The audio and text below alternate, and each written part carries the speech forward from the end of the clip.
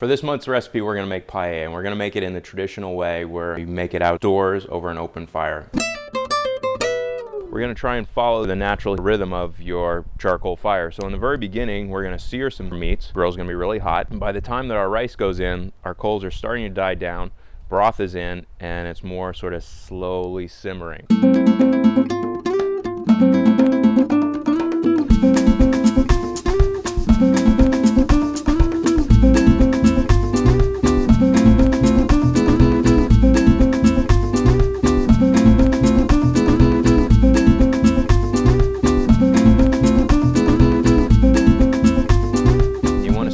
Around just like if you were making pilaf, you want the grains to be coated.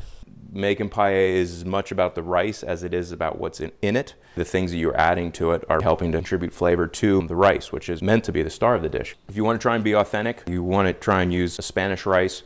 Bomba is their high-end rice that they use. The other one they use a lot is called calaspera, and they're both short grain rice. I'm going to add in double the amount of broth as rice. You can heat your broth up so that it comes to a simmer. That way it doesn't cool the pan down too much. I've added twice as much liquid as rice. According to the Spanish, what you're supposed to do is once this starts to come to a simmer, is not really to stir it, because what's really desirable is to get that brown layer on the bottom of the pan. That's actually why you want sort of this large surface area.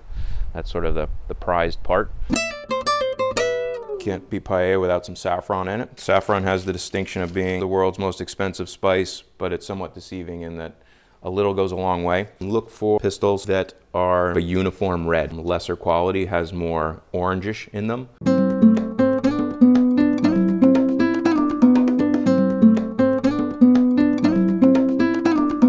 This rice dish takes just as long as rice does on top of the stove. So once the rice is in, it starts simmering about 20 minutes.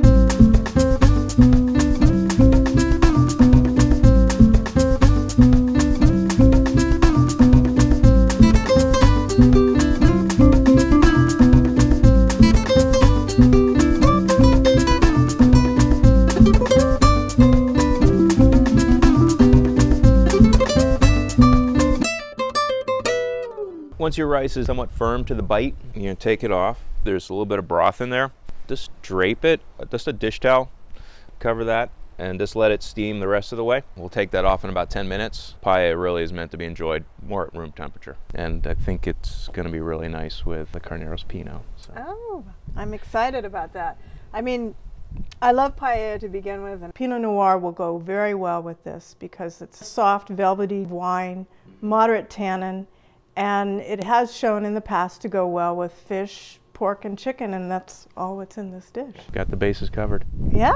So, well, let's try give it a taste. Let me know what you think. They both complement each other and bring out the best. The complexity of the food and the complexity of the wine. Because it is so soft and velvety, it does go with a variety of different foods. Pinot's one of those wines as a chef that you really like to cook to because, as you said, it sort of goes in different directions. And when you're sharing a meal together with a bunch of people, you know, you might have people that more gravitate to white wines or people that gravitate to sort of big reds, but I think people can sort of meet in the center there and enjoy a glass of really nice Pinot. And so I think it is a really nice choice to go with this. So, great. Cheers. Cheers.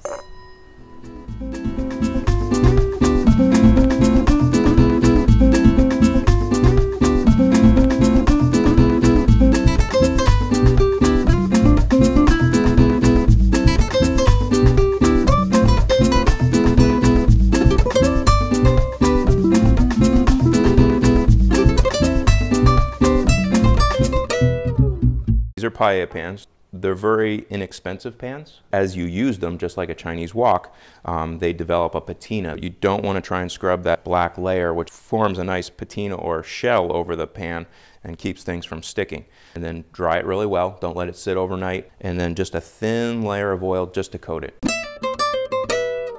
Pour enough rice into the bottom of the pan to coat it. A nice even layer across the bottom, maybe about ½ an inch thick. Measure how much rice actually goes in my particular pan.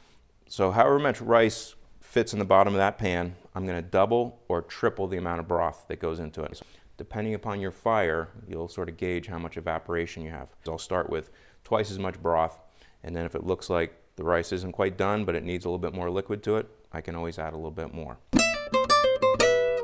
with a serrated knife, carefully cut along the back, and then you take a paring knife, and then to scrape out any black vein that you may encounter. Sometimes they do, sometimes they don't.